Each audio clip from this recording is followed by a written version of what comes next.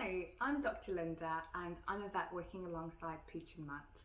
This video is all about canine cancer because we've got National Pest Cancer Awareness Day coming up.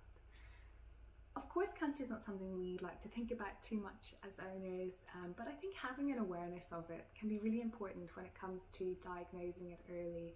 And it's good to know, of the different forms of how we manage it and what can be done. Because up to 1 in 2 dogs will develop cancer before the age of 10, it's something that will affect a lot of us. When it comes to cancers, in my own head, I tend to split them up into 2 sections, and that would be ones that are visible on the outside and ones that are not. And so when it comes to ones that are visible, we might be talking about a lump like a melanoma or a mast cell tumour, perhaps a lump of the mammary gland and more of the testicles. And then the ones on the inside, those I would see more commonly would be cancers like a lymphoma, perhaps an osteosarcoma, which is of the bone, or a splenic tumour, such as a hemangiosarcoma. There are lots of different cancer types, and they can all present in different ways with different symptoms. When it comes to lumps, we're looking for those lesions that are changing or rapidly growing. A new lump, particularly in an older dog, is always something we want to look into. Most lumps are not going to be cancers, but it's good if we can, get them examined by the vet to make sure that that's the case. When it comes to internal tumours, signs really can be very variable. Tumours that affect the digestive tract might cause things like weight loss or vomiting and diarrhoea that's kind of ongoing. Something like a bone tumour will usually cause quite a significant or painful limp.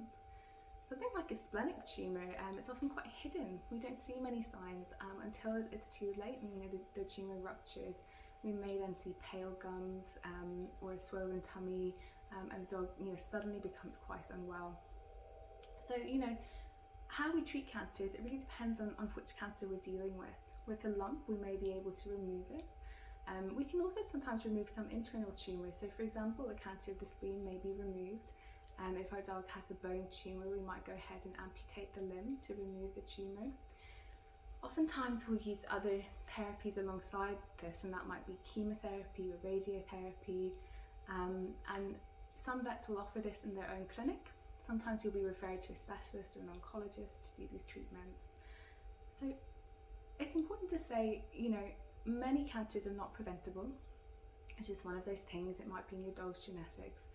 Some cancers might be preventable though, and there are things that we can do to help reduce their incidence. We certainly don't want to smoke around our pets. Where we can, we want to neuter them early, and that's preventing things like mammary cancers, testicular cancers, and uterine cancers. We also want to keep them a healthy weight, and that's a really important point. We know that dogs who are slim are less prone to cancers.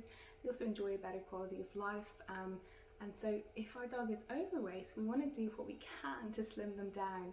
And that may mean using a diet like our Slim and Slender diet, and working alongside your vet clinic. And many clinics will have nurse-run weight management clinics. And so if you does have one and your dog's struggling to lose weight, certainly try and engage, because they're such useful tool to help get your dog to their ideal weight.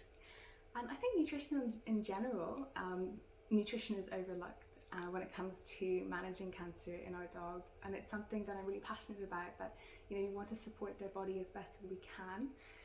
We want to give them plenty of digestible protein so they're not suffering from cachexia or muscle wastage. And we want the food to be really palatable so they're enjoying eating it, even if they're not feeling that well or they're feeling a bit nauseous. I think our health and digestion food is a great option for those who maybe are suffering a bit with a bit of nausea, vomiting, diarrhoea. It's very highly digestible and it supports the gut. Our primal diet may be a good option for some of those dogs who are suffering with some muscle wastage and who need more protein in their diet. And so, I think another thing to mention, as well as making sure we're giving our dog the right food and one they enjoy eating, one they're getting enough calories from, is that we're not kind of spoiling things on the other side. And I see it happen a lot where owners want to give their dogs really tasty human foods to kind of, make them feel better. And that's understandable. If our dog's not well, we want to spoil them. But if we're giving them lots of greasy or sugary or, inappropriate foods, we might then cause stomach upset, and it's probably not the best option. Of course we want to give them treats, and particularly when they're not well. You know, if they enjoy food, it's a nice thing to do, but stick to that rule where 90% of their diet should be coming from their complete dog food and 10% should be treats. And remember, your dog loves treats, you know, things like dental sticks, or we've got our meaty treats, maybe some raw carrots or some peanut butter you're smearing on something. Your dog will really enjoy that. We don't have to give them things like cakes and crisps. You know, as much as we can, we want to try and keep that diet optimal and support them in their recovery.